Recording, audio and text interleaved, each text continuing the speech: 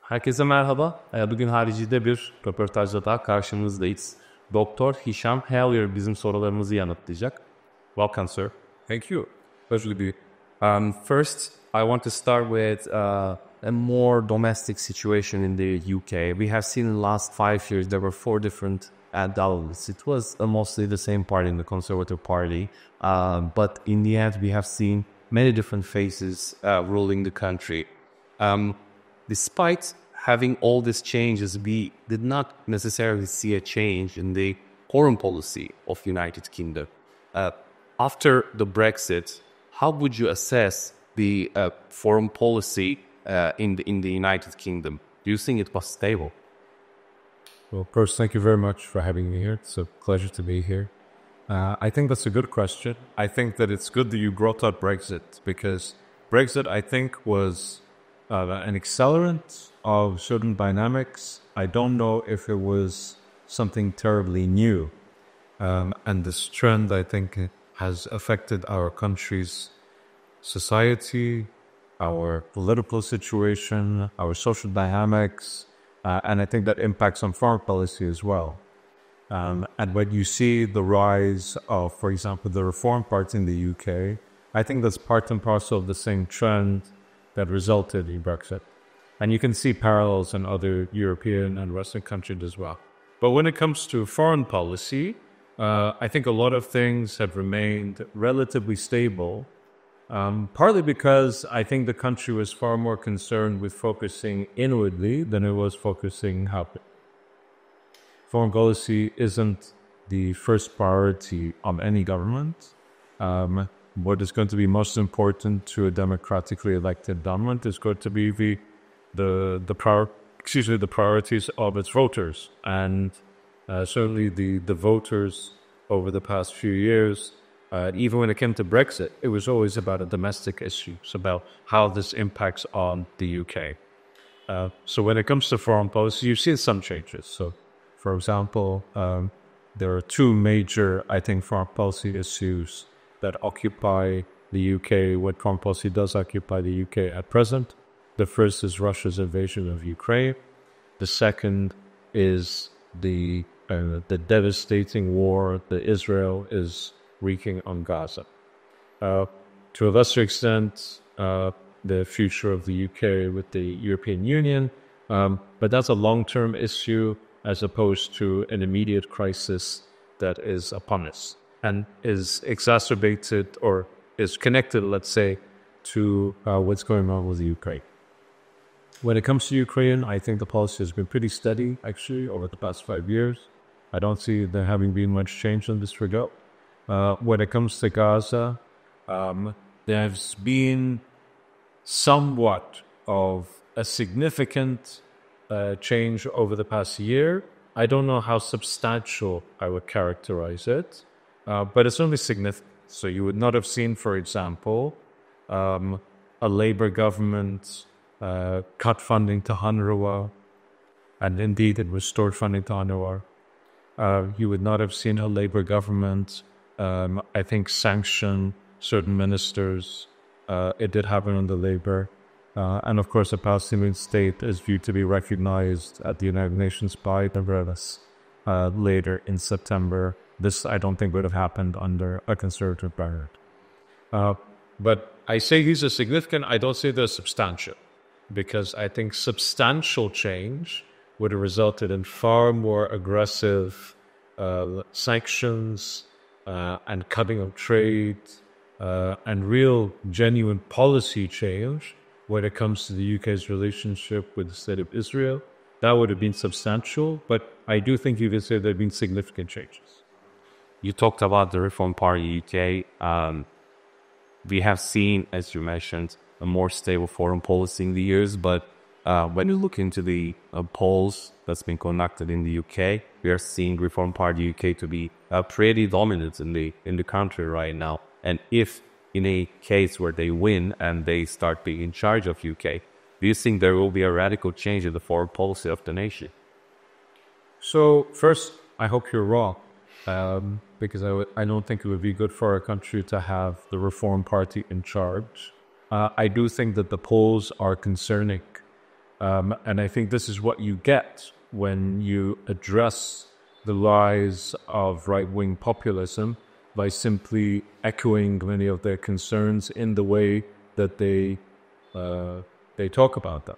And this, unfortunately, is a mistake that I think a lot of center-left parties have gone about things over the past 20 years, where they see this rhetoric that is quite populist, like capturing votes from the right, and deciding, okay, in that case, we will emulate some of this rhetoric, or we will take for granted and given the assumptions and presumptions of this rhetoric. And then, of course, that shows to the voters that, oh, okay, so the far right might be rude or might be, a bit over the top, but they're not necessarily wrong, because see, even the mainstream parties are talking about these issues and they don't sound all that different, so why not just go with the far right?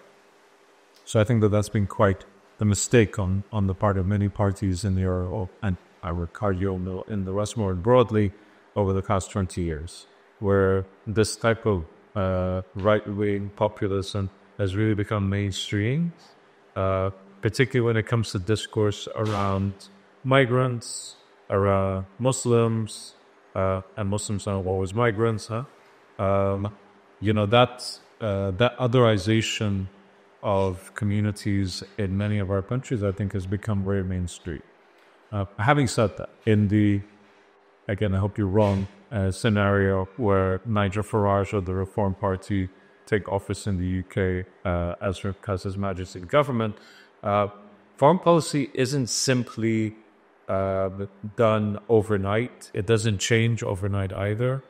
I think that there would be a great deal of reticence to allow for that sort of change to radically take place, even if a Reform Party came into office. If it did come to office, my suspicion would be it would have to be in some sort of coalition. So in that regard, it would be quote-unquote moderated. So I'm not saying this wouldn't be bad. I think it would be bad. But I don't think that there would be a radical change that would take place in a short period of time. The UK is not the United States, where a lot of things really do change quite dramatically with a new president. I think that institutionally, the UK would hold a number of things in place. But I hope we never find out. I want to ask you about the Syrian civil war and the current status of Syria in general. From the beginning of the civil war, we have seen the Americans being the more clear side of how they are intervening and how they are conducting certain operations in there regarding their opposition to Assad and regarding their fight against ISIS. But United Kingdom was always a little ambiguous to a certain extent. People always seeing UK as an actor in Syria, but not necessarily knowing how much they are affecting place. And on the current day on Syria, we are seeing all the actors are putting their intentions, making their intentions more clear. Turkey is saying that they want a unified Syria. United States seems to be agreeing, at least on the paper. When you look into Israel, they are rooting for a more divided Syria, where they are having Druze groups having their independence and Alawites and maybe Kurds too. But we are not clear on what the United Kingdom is wishing to have in Syria. What do you think UK wants? So first, I would question the framing of your question, because I don't think that the UK was quite as ambiguous as perhaps it appeared in Turkey, but I think actually they were pretty clear about what they wanted. I think they were pretty consistent in this regard. And I don't think that they've really changed, if I'm quite frank. On the contrary, as soon as Assad fell, the UK was one of the first, if not the first Western country to send a pretty high-level delegation to Damascus and engage directly with the new authorities in Damascus very early on. And I think that they continue to be quite... and by the way, I have many critiques of the UK government. and they're quite public, and they're writing and they're interviews and so on. But on Syria, I think they've been pretty clear. They want to unite Syria. They don't want to see it broken up. They don't. They do not support Israel's policy in the south. They do want the new government to be inclusive and respect fundamental freedoms and rights, but they're not trying to make things overly onerous in terms of dealing with the new authorities in Damascus. And I think the authorities in Damascus recognize this, and I think they're grateful for it, because there's actually quite regular engagement from the UK. There's a Syria envoy, her name is Anne Snow. Snow has been in Damascus multiple times over the past 9 months, very regularly actually. And I engage with the UK government quite a lot. And on Syria, I think they're pretty clear on the file. Well, when you look into the Palestine NLC that came from many European countries on the recent months, we have seen France, Germany, and the UK has made clear that they are, firstly, they were looking into recognizing Palestine as a state. Then we see France announcing that regardless of what happens with Israel, what policies they pursue, they're going to recognize Palestine. Germany took a little bit ambiguous approach, and United Kingdom, from what we see, they still want to recognize Palestine, and they're making certain engagings for whatever is needed. So what do you think caused this policy change in Europe? Why they are recognizing it now? So first, just to put things into context, the majority of European, not EU, but European states recognize the state of Palestine already, okay, before this year. That's been the case for quite some time. I think people forget this because it doesn't always necessarily entail that because the European state recognizes the state of Palestine, that they would express support for the Palestinians over, for example, the Israelis in this war. Okay. So the Czech Republic, for example, I think Hungary as well, they both recognize the state of Palestine, but they're quite renowned on the European level as being incredibly aligned with the Israelis. Okay, so it doesn't necessarily entail, right? You have Belgium, for example, having expressed very supportive statements of the Palestinians over the last a couple of years, but actually they still don't recognize the state of Palestine, although they have now expressed that they will pretty much do so. I say pretty much because it's a little bit of a fudge, but pretty much do so later on this month at the United Nations. And the UK, of course, has said there are conditions. If the Israelis don't fulfill these conditions, then we're going to recognize that last time the Israelis will not fulfill these conditions. So personally, I think that's very clear. That's going to happen later this month. You asked the question why this push is going on, and it's a very good question because you had this conference in New York about the two-state solution earlier in summer, where the Norwegians and Saudis worked together as part of this initiative.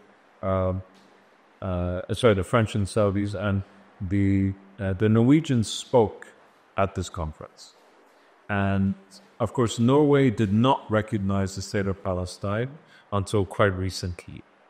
And they decided to do so because they eventually came to the conclusion that there was no point in not recognizing it, and then actually not recognizing was being more damaging than otherwise.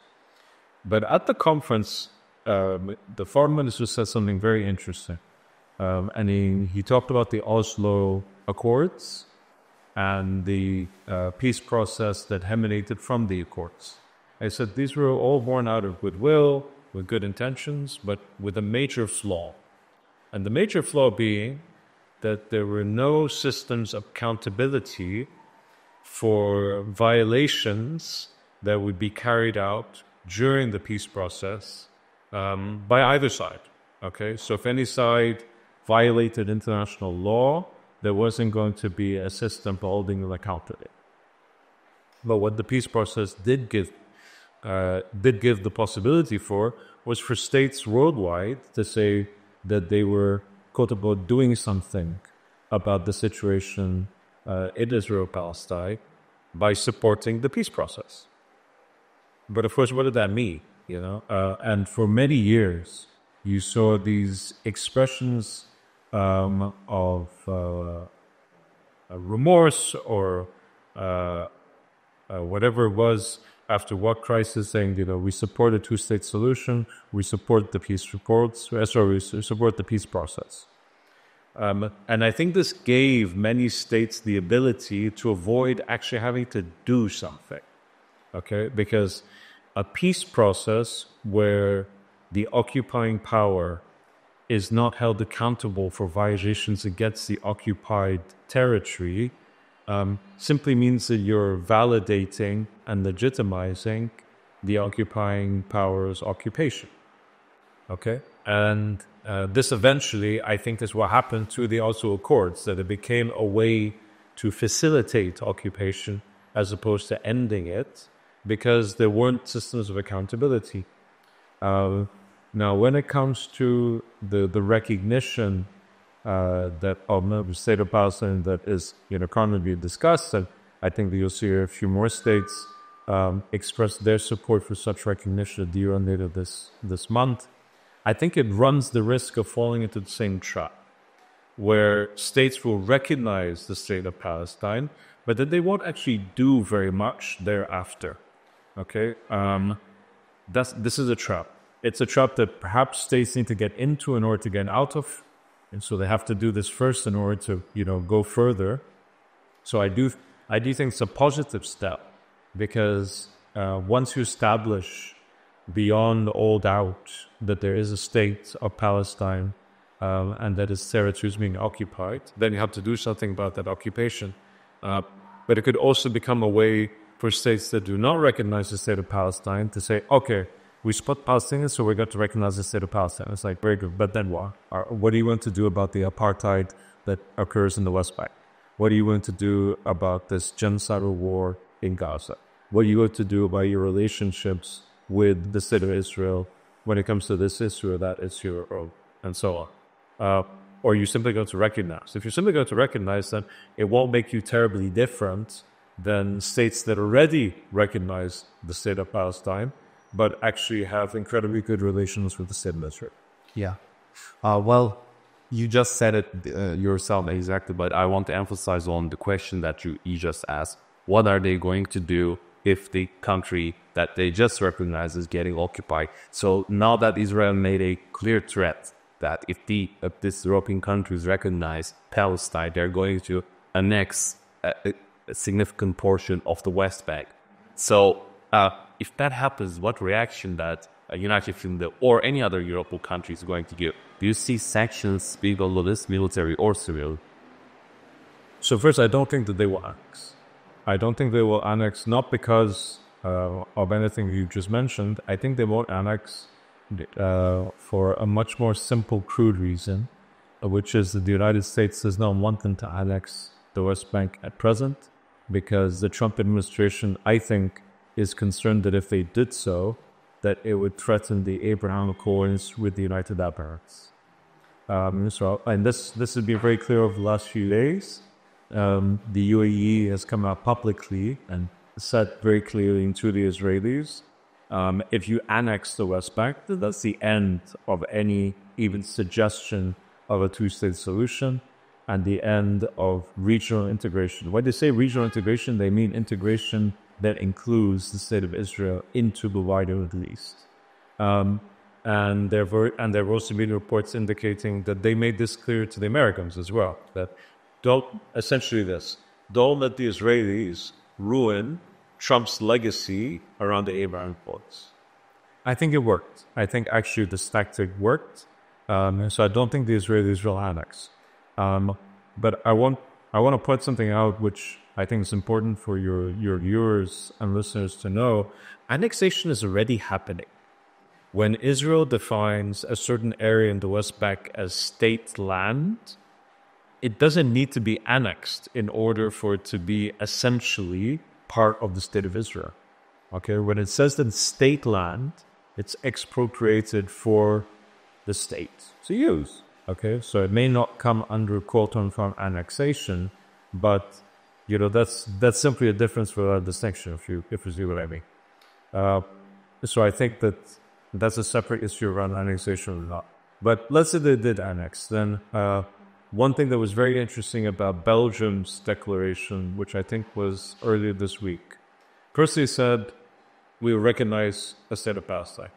They also said the practical implementation of this, or the administration of this implementation, will not take place until all hostages are released and Hamas has no governance in Gaza, which is a very strange conditionality, because a state of Palestine is neither a punishment nor reward vis-a-vis Hamas or the Israelis. The recognition of the state of Palestine is simply an acknowledgement of the Palestinian people's right to self-determination. It's got nothing to do with Hamas. It's got nothing to do with Israelis. And it has nothing to do with punishing or rewarding either one of them. But put that to one side. Another thing that was said very clearly was that there would be sanctions that would be applied. Now, these sanctions are limited, but they exist. And I think that what you are likely to see going forward are an increasing number of sanctions, but that they will be very restrained and very limited from different European countries because of the public and mood and environment that is so incredibly anti-Israeli at present due to what's going on in Gaza. You've seen the Irish take steps over the past year. I mean, they say it's genocide, but actually what's even more relevant than what they call it, and whether they recognize the state of Palestine or not, are the actual policies on the ground. And there are trade and sanctions, trade issues, sanctions issues of particular ministers and so on. This is all quite relevant because it contributes to the characterization and position of the state of Israel in the international arena as becoming more and more like a pariah state. It's not yet. And I think a lot more would have to happen before one could describe it as such. But it is edging in that direction. I want to ask you more about the Trump administration. Well, in the first Trump era, we have seen that Europe and the United States were getting more distant between each other. But when Biden showed up and the Russian-Ukrainian war started, we have seen NATO being renewed to a certain level. And the relationship between Europe and the United States was getting more closer. But now we are seeing a certain rhetoric coming out of the United States, specifically from Trump, that like some sort of threatening Canada, for example, to a certain extent, threatening Panama on certain occasions. Are we seeing a decoupling between Europe and the United States in terms of security? So the short answer to your question is yes, but I think that the ramifications of that are more long-term than people imagine. The United States has been the security guarantor and the bedrock of European security architecture for several decades, okay, particularly post-World War II. I think that what you've seen slowly happening over the past 10 years, and of course there was this intervening period with Biden where I think a lot of European leaders thought, we're okay now. But I think over the past decade, European leaders have begun, and I think they finally got to the idea that actually European security needs to be European. It can't be American, because you can't rely on the United States to be a consistent security guarantor going forward. I think that they were beginning to realize this during the first Trump administration, But I think many European leaders were hoping that this would be a one-time fluke, that there wouldn't be another Trump administration, and that this wouldn't have a lasting impact on the United States engagement with Europe. I think that when Biden won when Trump won the second time around, I think this idea was put to bed for good, because I think that Europeans more widely first saw that it was actually quite easy for Trump to win, but also that it's no longer just about Trump, that the Republican Party more generally has shifted quite a lot to the right and is not looking like it's going to shift anywhere back to the center anytime soon. So this is a fundamental shift. It's not just a flash in the pan kind of change. Excuse me. And if this is the case, then what does Europe do? Because I don't think any European leader really believes that if Article 5 was to be used today by any European state, that the United States would come to the rescue, unless they saw it as necessary for their own interests. But otherwise, I don't think people take Article 5 seriously anymore, at least not in terms of inclusion of the US. And without the US, NATO is still a powerful actor, of course, but it is not remotely as powerful as it is with a US contingent that people can actually rely on. Nobody relies on it anymore. Nobody really believes that. So this realization, I think, has taken place.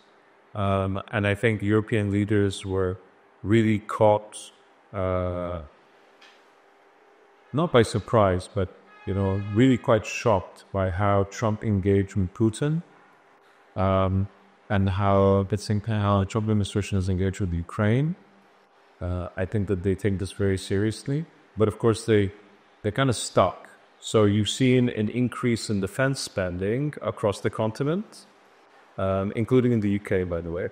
But of course, none of this is sufficient in the short term or the medium term. It's much more a long-term kind of issue where, okay, in 10 years, maybe we'll be up to scratch. Okay, but between now and 10 years, what exactly are you going to do? And this is where I think the calculations come in, where you see European leaders dealing with the Trump administration, in fact, in a very bizarre kind of fashion, but dealing with the Trump administration because they feel that without at least some American investment into European security, then they're really in a very, very difficult situation for the next few years. So you see, European leaders say stuff like, oh, Trump is daddy, or, all of these European leaders sitting around Trump's table as though he's the high school teacher and they're a bunch of students. I mean, I've never seen anything like this in my career, but I think it's testimony to how Europeans feel vulnerable, particularly to Russia, if the US were just simply to withdraw. Mm-hmm. Well, I wanted to ask you later on, but now that you mentioned the Article 5, and I think it's a bombshell of a statement that Article 5 may not be able to take the United States into the defense of certain countries in Europe. I think it... No doubts about this. Okay. When you look into what's happening between Israel and Turkey right now, there's always this discussion regarding the Article 5. Let's say in a doomsday scenario, especially for the Americans, that there is a conflict brewing between Turkey and Israel, mostly regarding the situation with OITG and how it's going to play out, but it may happen, and now we are seeing in Turkish media, now the Israeli media, they are talking about this. So what is the stance that Europeans, UK, United States is going to take if this type of conflict happens? Do you think they're going to come to the aid of Turkey because the Article 5 might be fired on? Or do you think that the United States will defend militarily Israel because of their old relationship with them? So I apologize. You said Israel, but you also said YPG. For YPG, but Israel defending YPG. So Turkey and Israel getting into each other because Israel is defending YPG. So I don't really see that scenario quite likely. I think that Israel's designs in Syria are more limited to the south, not to the north. So I don't really see that scenario particularly likely going forward. What I think is more likely is that Israel and Turkey engage in a conflict, but on Syrian soil. It wouldn't be on Turkish soil. It would be on Syrian soil. I hope that doesn't happen, but I do think that that's a possibility. If that were to happen, then Article 5 doesn't really apply because it would be on Syrian territory. But if that did happen, then I think the US would probably try to find some way, especially under the Trump administration, would probably try to find some way to de-escalate between Turkey and Israel. Because Washington has good relationships with Tel Aviv as well as with Ankara. And I suspect that you'd see a number of different European countries taking the same stance, primarily because the Americans would be doing the same. And a recognition that Israel has no business, trying to control southern Syria. Whereas, of course, there are concerns in different European capitals about Turkish influence in Syria. Of course there are. But I think that those concerns are also bows against the notion that, but Damascus is happy about that. So I think that the new Syrian authorities are engaging tremendously with Turkey and are happy to do so. So I think Turkey does have influence in Syria. It's the big winner, quite frankly, in the region when it comes to Syria, no question. But it's not doing so, at least nationwide, without engaging with the Syrian authorities, right? So I suspect that there are a lot of Syrians who are not happy about the amount of influence that Turkey has in parts of the north. But I don't think that is remotely comparable to how Syrians writ large view Israeli operations. Israel is invading and occupying Syrian territory and bombing Syrian territory in a very blatant and very transparent fashion about trying to achieve some sort of hegemony in the south. I don't think that's remotely comparable. So, but I will say, if there's a discussion in Turkey around would the U.S. come to Turkey's aid and activate Article 5, I think you should put that discussion to rest. The United States would not come, in my opinion, would never come to Turkey's aid unless the United States saw it as fundamentally in American interest to do so. It would not be about upholding Hezbollah 5. You said that there was some concerns in the European countries regarding Turkey's influence over Syria. What are those concerns? In Syria. Not over Syria, but in Syria. Yeah. I think the overarching sort of concern is that, okay, we want... I'm putting this as though that I'm speaking on their behalf. Of course I'm not. But we want to see a Syria that is independent, that has full sovereignty, and is not aligned with other powers. Okay? As I said, Turkey is the big winner. When Assad fell, the biggest winner by a long march was Turkey. The biggest loser was Iran. Okay? I don't think that there's really any question about that. Whereas, of course, from the European perspective, they want to see a Syria that was more looking towards the West, is more aligned with quote-unquote moderate Arab states in the region, this sort of thing, as opposed to becoming overly influenced by Turkish designs in the region. And, of course, Turkey's positions in the region on particular files have not always gone down very well in different European capitals. You saw this when it came to Libya. And I suppose there are these concerns also when it comes to when it comes to Syria. But I don't think that these are particularly pronounced, So I think there's far more concern, at least in the circles that I engage with, about how Israel is destabilizing Syria. Nobody talks about Turkey destabilizing Syria.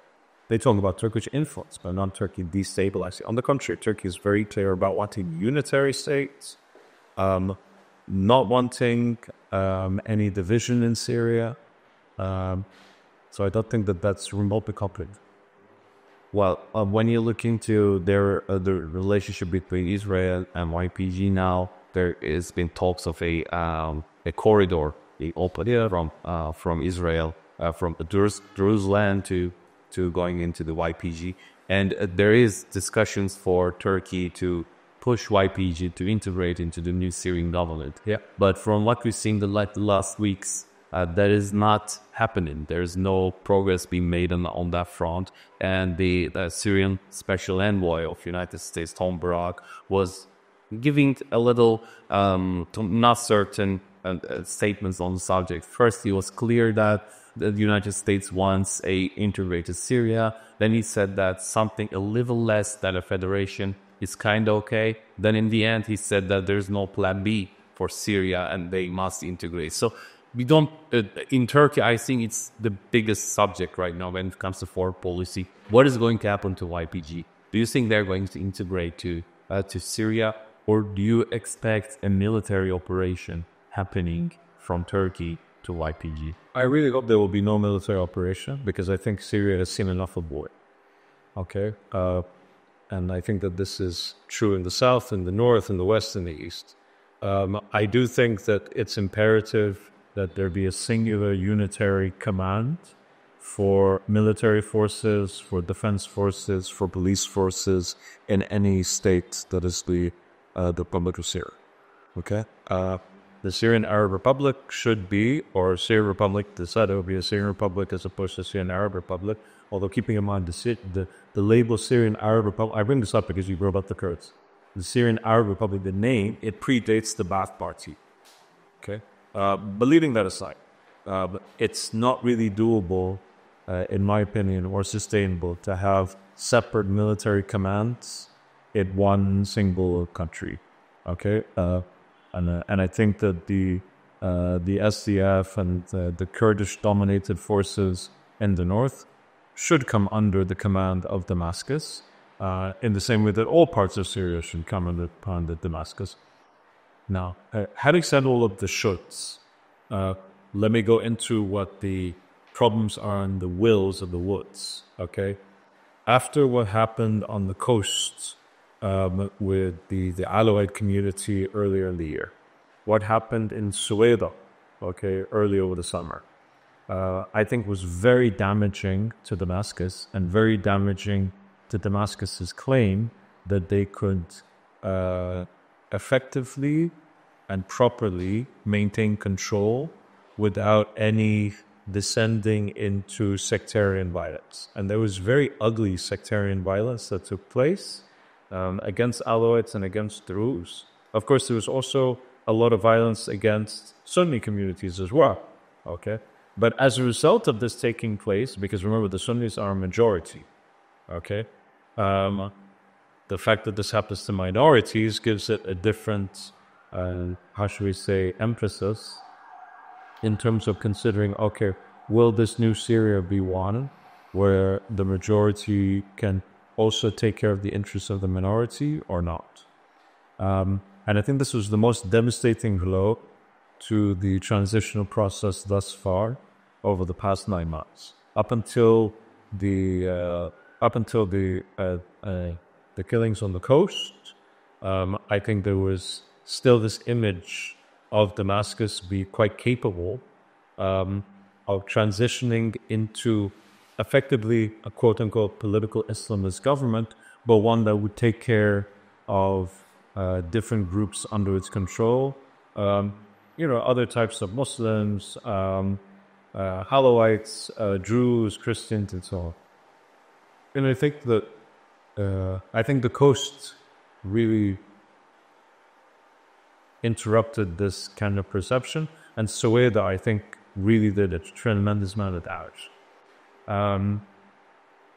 I still don't think that there's any way forward other than coming to an arrangement where there's a unitary state. But I think that when you see Tom Barak expressing these different positions, he's reacting to that. Okay. I also don't think it's particularly helpful, by the way, because you're kind of going from one thing to another. That's not sending a very clear political signal, which is what is needed. But I think that's what he's reacting to.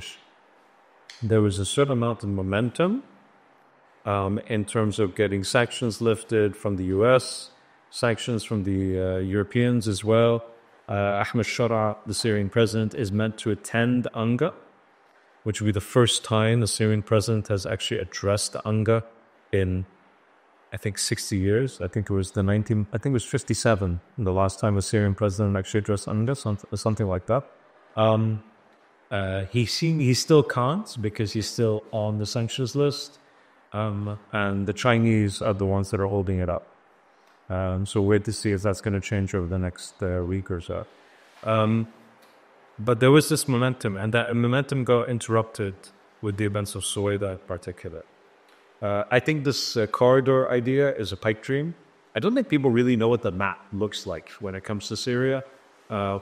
This corridor would be pretty big and pretty long. And I don't think anybody can realistically expect the Syrian authorities to accept such a ridiculous invasion of their sovereignty. They're being, I'll be frank, I think the Syrian authorities have been tremendously flexible when it comes to the south, considering that the Israelis bombed, invaded, and occupied more, not newly, okay, because of course they occupied the Golan Heights since 1967, but they occupied even more territory in the south. And the Syrian authorities have been very diplomatic, very careful about how they've confronted this aggression. I think for very good reasons, by the way, but I don't think that anybody can expect them to then accept a formalization of this sort of thing, and certainly not a corridor going up north. Mm-hmm. Well, I want to ask you a final question about the latest military parade that take place in Shanghai. We have seen, like Shanghai. Yeah, in Shanghai. We have seen Vladimir Putin, Kim Jong-un, and Xi Jinping to be together and then giving a strong view against the Western world, or maybe specific the United States. And we have seen Donald Trump administration reacting to this, saying that they're conspiring against United States. Where do you put United Kingdom into this? Do you think that UK recognizes this new alliance, or whatever you want to call it, as something imminent danger to the international security? Do you think that UK will stick together with the United States in their fight against this alliance? So, forgive me, did you say campaign or conference? I heard you did the raid, the military. On the raid, sorry, I completely messed up. This is why I said, was there a military campaign that I didn't know? No, so of course, I saw the parade and I saw Trump's quote-unquote response to this. So I want to make a few things clear. When it comes to the UK and when it comes to the Europeans, broadly, generally speaking, not always, but generally speaking, they do recognize Russia has been a threat. Russia being a threat to Europe, Russia being a threat to the rules-based order. And they don't, there's not much discussion really on a broad level when it comes to this. You do see it in certain wrangling populist arenas on the far left, but generally speaking, there's that sort of picture when it comes to Russia. And I think that there's a conception of China being nefarious, but not in the same way, in that it's a much more long-term kind of picture or a long-term game when it comes to the Chinese. But again, that the Chinese are not pushing for a rules-based international order, an international law. This is the perceptions that they have. Okay, now, I will say that first, I think they're correct. But second, I think that they're not the only ones. Okay, so you saw Kaja Kallas, who is the High Representative of the European Union. She made comments about the Russians and the Chinese, I think, over the last 3 days, and saying, they're not for the rules-based order. And I thought this was extraordinary to come out of her speech, because, of course, one of the greatest challenges to the rules-based order over the past decades has been Israel's war on Gaza. And I think that this is fundamentally a great challenge that we refuse to take full recognition of. And I say it's a fundamentally great challenge because, of course, Russia we conceive of as an adversary. They're not an ally. They're an adversary.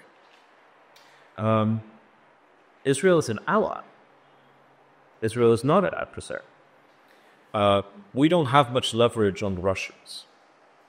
We have tremendous leverage on Israel. So the lack of political will to hold the Israelis to account for these infringements of international law and the deterioration of the rules-based order, I think is fundamentally a huge challenge for the Europeans and for the rest more generally, in ways that are actually quite different from the Russians. The Russians, we correctly, I think very correctly, characterize Putin's special military operation as an invasion and occupation of Ukrainian territory. I think the right words have been used. And I think a lot of actions have been taken in order to help the Ukrainians. In fact, I would argue that we should have done more. But when it comes to the Israelis and the Palestinians, we haven't done a fraction of this. And it's not even the same because, again, Russia is an adversary. Israelis are allies. So we could have done actually tremendously less and had quite a lot of impact. And we didn't. So I think it's important for your viewers to keep this in mind.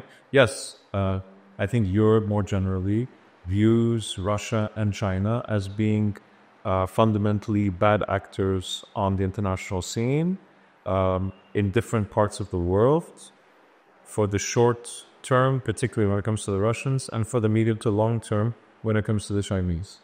I don't think that they're necessarily wrong in this regard. I think that it's radically incomplete and is why huge parts of the world, I would say the majority by far of the global south, simply don't view Europe anymore as standing up for the rules-based order because they've been so reluctant to do so when it comes to their chief ally in the Middle East. Chief ally is not the right word. One of their most prominent allies in the Middle East, as it engages in action that has been widely described, even now in Europe, as genocide, where the Spaniards, the Irish, I think she's one of the second highest or third highest officials in the European Union. She's a Spanish politician. She's the executive, the executive president for the European Commission. She described it as genocide. The International Court of Justice is hearing a case on genocide. The ICC, the International Criminal Court, has issued arrest warrants for the Prime Minister of the former Defense Minister of Israel. You can't be talking about international law and the rules-based order being damaged by people like Putin, and at the same time not take these things very seriously. People describe Vladimir Putin as a war criminal who has been indicted by the ICC. It's correct. So is Benjamin Netanyahu. Thank you very much, sir. It was really nice to talk to you. My pleasure. Thank you. Bugün İngiltere temelli düşünce kuruluşu Rusinip mensubu olan İşam Hellier ile birlikte bir röportaj gerçekleştirdik. İleride başka röportajlarda tekrar görüşmek dileğiyle.